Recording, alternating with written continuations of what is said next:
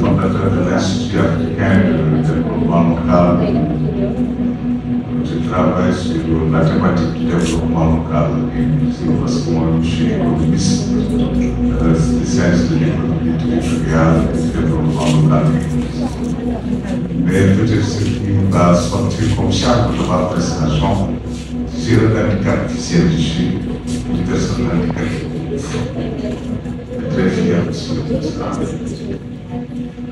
Alors, le but de cet exercice était surtout d'échanger des expériences et des pratiques d'inclusion et de participation des personnes handicapées dans le contexte du Sénégal, mais aussi d'autres pays.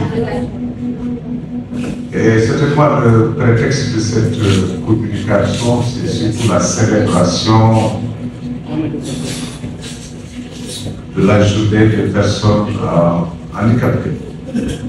Donc, un événement qu'il faut s'en réjouir a été lancé avec une convention internationale et qui a peut-être servi également de support à l'État du Sénégal pour aller sur la loi de la protection sociale.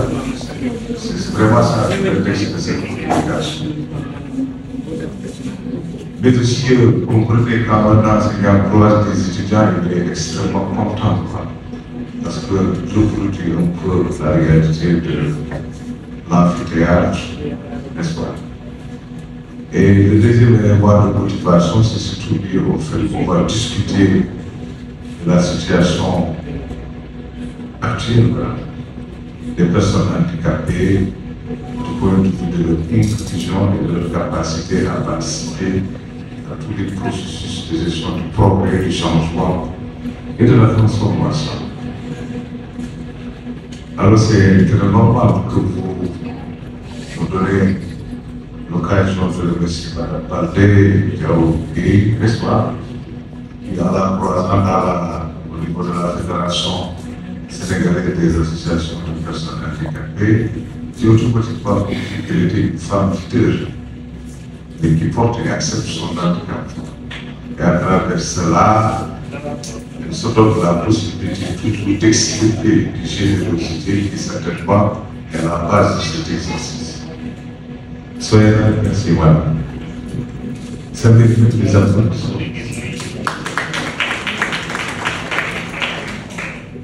Mais aussi, cette activité, je ne saurais jamais venir l'exécuter avec vous sans la facilitation de Mme Dieng. Je pense qu'elle est là avec nous. Elle a fait preuve vraiment d'une véritable capacité de leadership pour convaincre les étudiants. J'ai failli même renoncer à ce voyage. Mais j'ai dit, qu'est-ce que je vais faire avec cette dame-là? Alors, vous savez, les sociétés modernes ont tendance à se vanter d'avoir des prouesses technologiques scientifiques et de lancer des systèmes de croissance économique qui certainement être un système qui progresse, mais en réalité il régresse. Il régresse parce que les inégalités sociales et économiques persistent. Il y a beaucoup de segments de la population qui subissent l'exclusion, la marginalisation, mais surtout l'incapacité à incarner le pouvoir le plus élémentaire. Ces inégalités sociales et économiques, certainement, se manifestent à travers l'accès et le contrôle des ressources, la distribution des revenus, et plus globalement, l'octroi de pouvoir pour incarner des capacités d'action. Mais les inégalités les plus criardes et qui certainement concernent le plus, c'est l'accès à l'éducation, la santé, la formation professionnelle et l'emploi. Alors qui ose parler d'inégalité sans faire allusion aux personnes handicapées, victimes souvent de stigmatisation, d'exclusion qui a jusqu'à nous le monde à s'expliquer dans son autre monde vide d'humanisme, d'humain et d'humanité.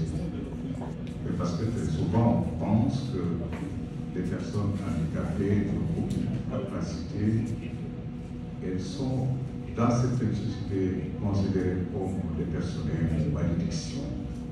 Et si les gens savaient, en réalité, l'handicap est une faveur divine.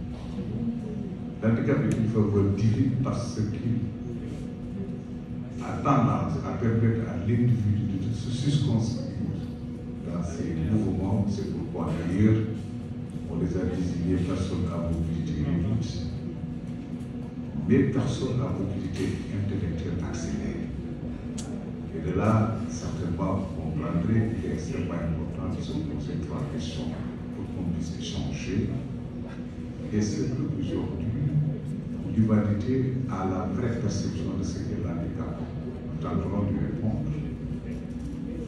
Mais est-ce que aussi l'handicap, dans sa dimension théologique, est accepté comme un système qui favorise, par exemple, dans certaines sociétés, l'exclusion, et même dans certaines organisations, les universités, les entreprises publiques, les entreprises privées. Et certainement, nous allons essayer de répondre à la question de savoir est-ce qu'il existe effectivement des expériences et des pratiques qui sont capables d'être reproduites dans des contextes politiques, dans des contextes organisationnels, mais surtout dans la perspective de placer la personne handicapée à sa vraie place, c'est-à-dire celle d'une personne qui a des droits, celle d'une personne qui a également des capacités de pouvoir. Je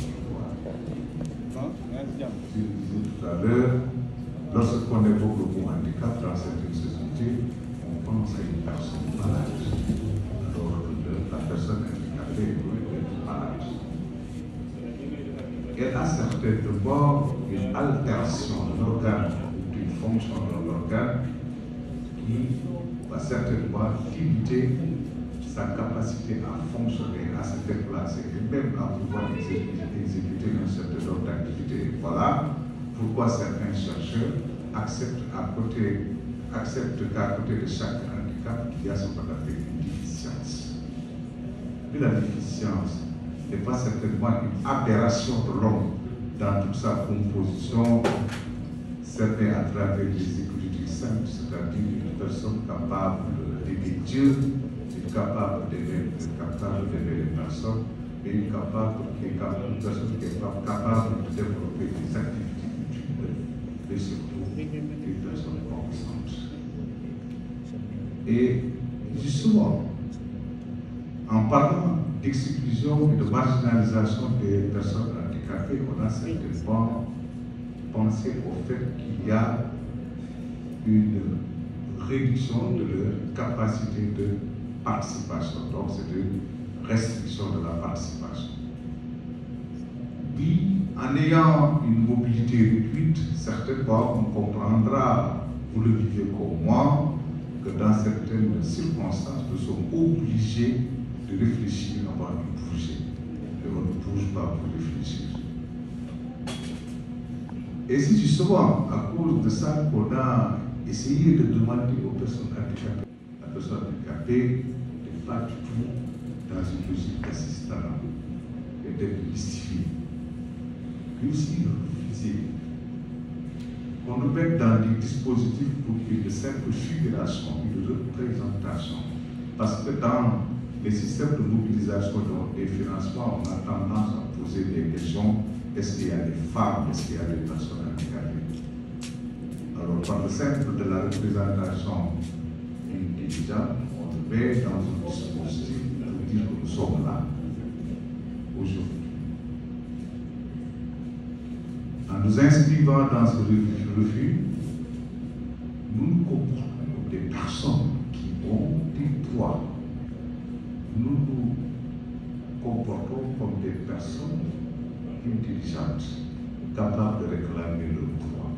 Voilà le but de votre association. Étant étudiant dans une université, certainement vous l'avez vécu à votre premier jour, beaucoup de regards fixés sur vous. Mais très souvent, certains peuvent me dire, qu'est-ce que cette personne fait là? Pourquoi cette question? Par cette démarche difficile, parce que nous porte une signature en fait de Dieu. Je persiste. L'handicap porte une signature divine. Aujourd'hui, je dis vrai, j'ai eu le temps et la capacité de voir les déchets majeurs. Ça fait déjà même m'intégrer dans un niveau de sainteté. Pour le public, chers enfants, lorsque vous vous mettez sur cette disposition associative, il est extrêmement important de comprendre pourquoi vous êtes là. Vous êtes là parce que vous êtes des personnes handicapées. N'ayez pas honte alors de dire que je suis une personne handicapée. N'ayez pas honte de dire que je suis un aveugle. Vous trahirez Dieu lorsque vous n'acceptez pas ce que vous êtes. La première leçon, certainement, que j'ai dû guérir et de vous amener à être capable d'accepter ce que vous êtes. Et que les autres vous apprécient à partir de ce que vous êtes. Et je sais que vous m'appréciez à partir de ce que je suis. Je suis un aveugle. De là, vous verrez qu'on a souvent tendance à mettre dans des conflits inféconds en s'appuyant sur des types d'handicap et en s'appuyant sur des types de mobilisation sociale qu'il faut mettre en branle pour pouvoir peut-être capter des ressources. Mais comprenez que toutes les personnes handicapées, quel que soit le type d'handicap, ont les mêmes spécificités. La première spécificité, c'est que nous portons un handicap. Que ce soit un handicap visuel, un handicap moteur, qu'on soit albinos, qu'on soit malentendant, qu'on soit sourd, qu'on soit bien, nous tous portons un handicap. La deuxième spécificité, c'est que toutes les personnes handicapées ont besoin spécifiques. C'est la canne blanche qu'il faut servir à l'âme, le fauteuil roulant qu'il faut servir à Madame Aldé. Chaque handicap a un besoin spécifique qui mérite la production de politiques cohérentes pour que les personnes handicapées ne soient pas dans une situation de restriction de participation ou de limitation de fonction. La troisième spécificité, c'est que chaque personne handicapée a besoin d'être autonome. L'autonomie étant la quête de pouvoir, la quête d'une habilitation qui nous permet de faire ce que nous avons envie de faire. Et dans ce que nous avons envie de faire, l'éducation occupe une place extrêmement importante. Que serais-je aujourd'hui si je n'avais pas été à l'école? Je ne serais pas capable de parler, je ne serais pas capable de toucher mensuellement des centaines d'étudiants, de créer des unités pour la valeur. Pourtant, tenez-vous bien, j'ai soutenu 2 thèses de doctorat, et en soutenant ces 2 thèses de doctorat, j'étais déjà à valeur. Donc, certainement, c'est la cécité qui a produit tout le boom intellectuel qui nous permet de vous apprécier. Et certainement, mes enfants, ça vous sert de petit verre de courage. Ne désertez pas les universités, parce que vous avez un handicap. Parfois, lorsque nous prenons ces 3 spécificités, cela nous appelle à être solidaires à travers une culture associative pour qu'on soit capable de négocier nos droits, pour qu'on soit capable de mettre en synergie pour faire un plaidoyer, faire comprendre à l'autre ce qu'il n'a pas compris, pour qu'on soit capable également de délivrer des leçons de sagesse. Nous sommes des personnes saisissantes. Et de là, vous verrez que ces 3 spécificités méritent d'être vulgarisées pour que les autorités politiques, pour ceux qui interviennent, aient le temps de jeter un clin d'œil au grand livre pour pouvoir donner aux personnes handicapées un certain nombre de facilités politiques. Mais il est clair, quand on a des commodités aux personnes handicapées, il faut s'interroger sur les obstacles qui empêchent leur inclusion. Les obstacles qui favorisent l'exclusion, la marginalisation, mais les obstacles sur lesquels les esprits faiblement avertis s'appuie pour se livrer à une stigmatisation. Souvent, lorsque l'on parle d'inclusion, on dit de manière très simple qu'il s'agit de donner à une personne ou un groupe la possibilité d'appartenir à un ensemble qui naturellement le rejette du fait de sa vulnérabilité et de son incapacité. Mais dans le cas des personnes handicapées, l'exclusion est surtout le fait d'accélérer, de reproduire un certain nombre d'obstacles qui se situent à trois niveaux. Le premier obstacle est en nous, c'est-à-dire en tant que personne handicapée, nous pouvons ne pas accepter notre destin. En tant que personne handicapée, nous pouvons être un blocage pour l'extirpation de l'estime de soi. C'est-à-dire qu'on puisse regarder un miroir et dire à la personne qu'on voit dans le miroir, oh, je t'aime. Et à côté de l'estime de soi, il y a la connaissance de soi, c'est-à-dire connaître son handicap, avoir une perception positive sur son handicap, ça vous donne la possibilité de créer les conditions de votre adaptation à un environnement qui par exemple est hostile. Parce que vous n'oubliez pas, lorsqu'on parle d'handicap, il y a certainement la déficience et un environnement qui est défavorable. Si vous voulez aller à l'étage pour suivre vos cours, si on ne vous facilite pas ça, vous n'allez pas participer. Voilà pourquoi, par exemple, on dit que les obstacles les plus importants, les obstacles primaires sont en nous, c'est-à-dire ce sont les personnes handicapées elles-mêmes qui doivent essayer de se débarrasser d'un certain nombre de choses. Par exemple, certaines personnes pensent qu'il ne faut pas accepter son handicap ou bien qui pensent qu'on peut être une personne handicapée et refuser d'intégrer une association. Ça pose problème. En tout cas, votre serviteur sont chargés de son handicap. Vous le direz peut-être quand je vais terminer, mais il y a aussi d'autres obstacles. C'est les obstacles que la société a créés à travers des barrières, des préjugés et des clichés qui malheureusement sont entretenus.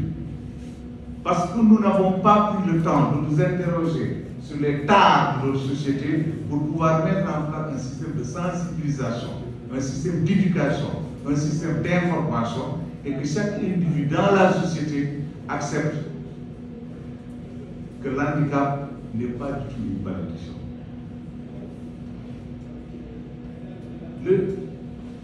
Les troisième catégorie d'obstacles est au niveau des institutions, c'est-à-dire l'État, les collectivités locales, mais aussi les organisations. Au niveau des institutions, on n'a pas pris le temps pour pouvoir comprendre qu'est-ce qu'il faut pour adapter la personne handicapée qui puisse se déplacer, se mouvoir dans l'environnement et être au même niveau de productivité et au même niveau de capacité pour que l'individu puisse s'épanouir. Vous verrez qu'il existe toujours des lois qui ne sont pas du tout favorables aux personnes handicapées.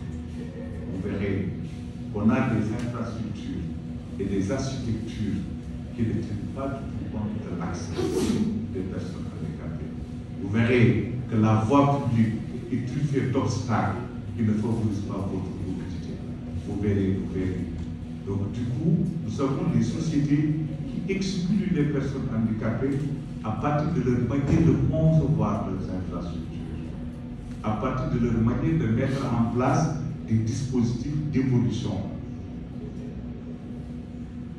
Et ma foi, lorsqu'on prend ces obstacles qui sont au niveau institutionnel, vous conviendrez avec moi qu'il y a un très grand retard constatable au niveau du système éducatif, au niveau de la formation professionnelle. Si je voulais peut-être créer des problèmes à UGB, je vais le dire, je vous envoie 100 étudiants à aveugles. Est-ce qu'ils ont tout le dispositif leur permettant de prendre en charge de l'éducation? Alors que l'éducation doit être inclusive. On doit donner à chaque personne quelle que soit sa catégorie, la possibilité d'accéder à l'éducation, à la formation professionnelle, à l'enseignement supérieur, pour pouvoir extirper tout le potentiel qu'il a dans son cerveau. Et il est établi clairement que les personnes handicapées sont très intelligentes. Elles ont des capacités qui sont le fruit d'un transfert d'organes, c'est-à-dire lorsqu'un organe flétrit, lorsqu'un organe est en dormance, il a tendance mécaniquement à transférer vers un autre organe son potentiel. Et le siège le plus ouvert pour accepter ces transferts de potentiel est le cerveau.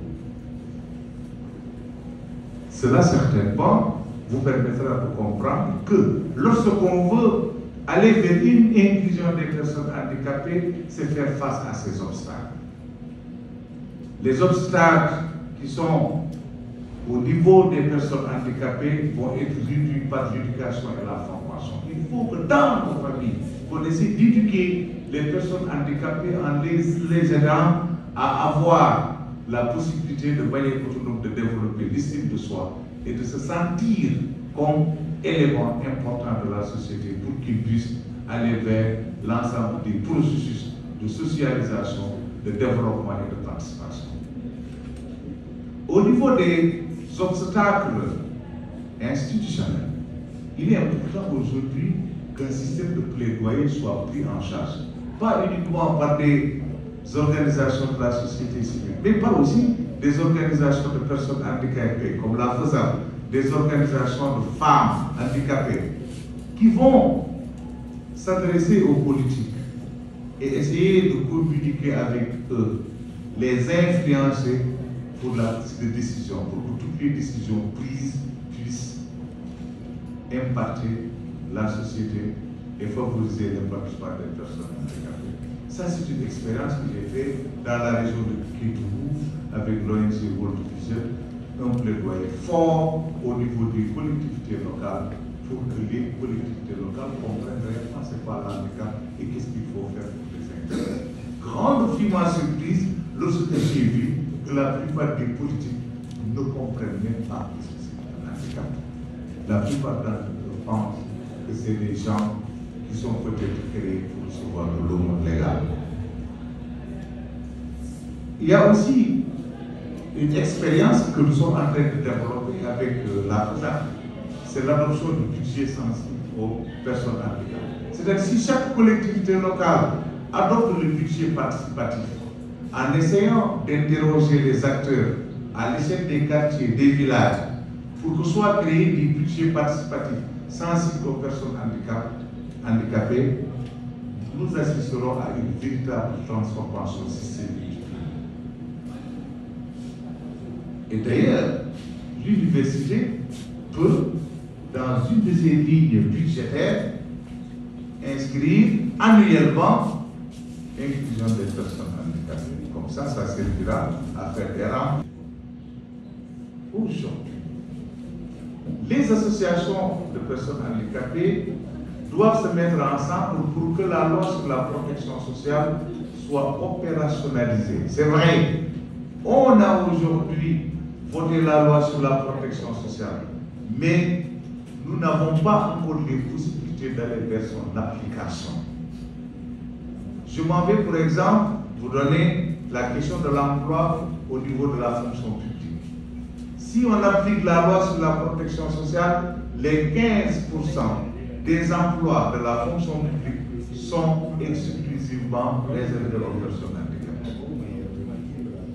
S'ils ont la compétence, s'ils ont le diplôme requis, donc à compétence égale, sur 15% des postes, c'est pour les personnes handicapées. On n'a pas encore la possibilité d'exécuter ça. Mais ça, il va le prendre en charge vous-même, à partir de l'université, à partir de vos associations.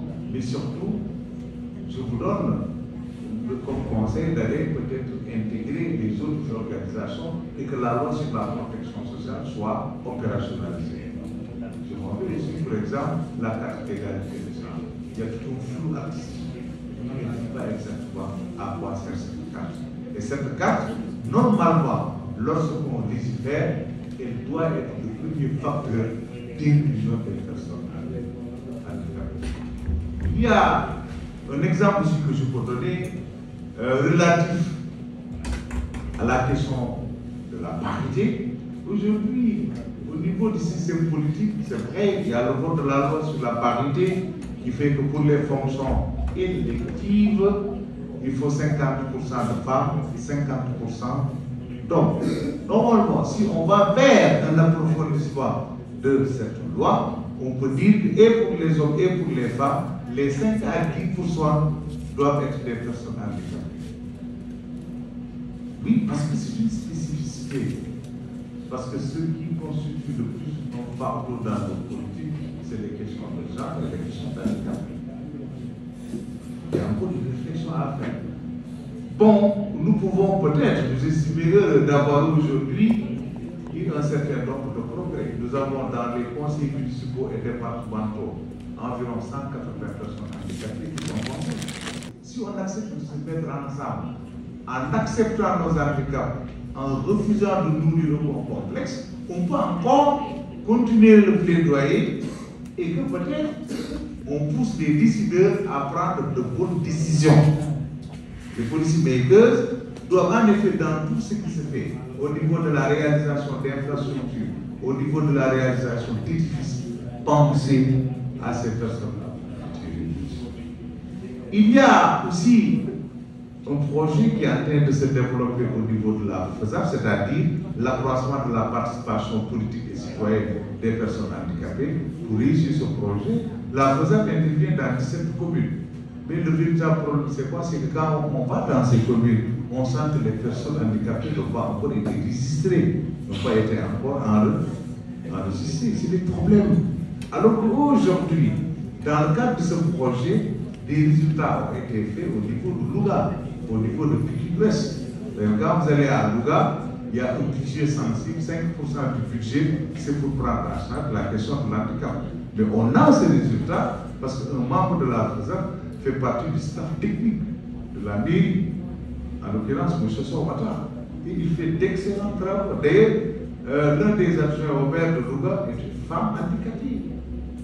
Donc aujourd'hui, on est ici pour cette commune. J'aurais aimé qu'on soit dans toutes les communes du Sénégal. Donc 17 par rapport au nombre de collectivités locales, c'est très faible. D'ailleurs, votre association, je vous félicite parce que vous avez été courageux en acceptant de vous mettre en centre pour tisser un cercle de solidarité. Mais ça ne suffit pas. Il faut continuer à faire un plaidoyer et essayer de discuter avec ceux qui vous accompagnent pour que vous soyez plus dynamique. Et un jour, quand vous quitterez l'université, il ne faut pas dire que c'est terminé. Cette association doit avoir besoin des alumni. Est-ce qu'ils ne sont plus là? Donc c'est important. Il y a beaucoup d'expériences, il y a beaucoup de pratiques qui se développent au Sénégal, en Afrique, dans la sous-région, à des degrés différents. Mais les personnes handicapées sont toujours dans une situation d'exclusion.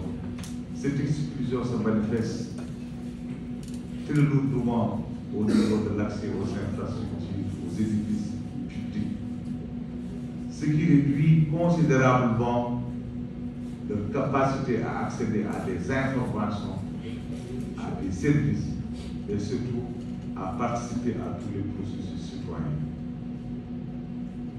Alors face à cette exclusion, le développement local inclusif va se prononcer comme une stratégie qui va surtout permettre l'intégration des plus vulnérables, des plus pauvres dans des processus de transformation de portée collective pour que chacun puisse sentir qu'il a le droit à l'information, il a le droit de participer, il a le droit d'être inclus dans notre secteur. Et ces droits naturels que j'ai posés sont certainement inaliénables chez les personnes handicapées qui ont un certain nombre de déficiences qui limitent leur participation à l'ensemble du processus. Mais cela ne devrait pas être un moyen qui vous pousse à dormir sur les lauriers, mais au contraire, ça doit nous pousser à être persévérants, ça doit nous pousser à être courageux, ça doit nous pousser à nous mettre ensemble pour dessiner un cercle de fraternel et montrer que nous sommes capables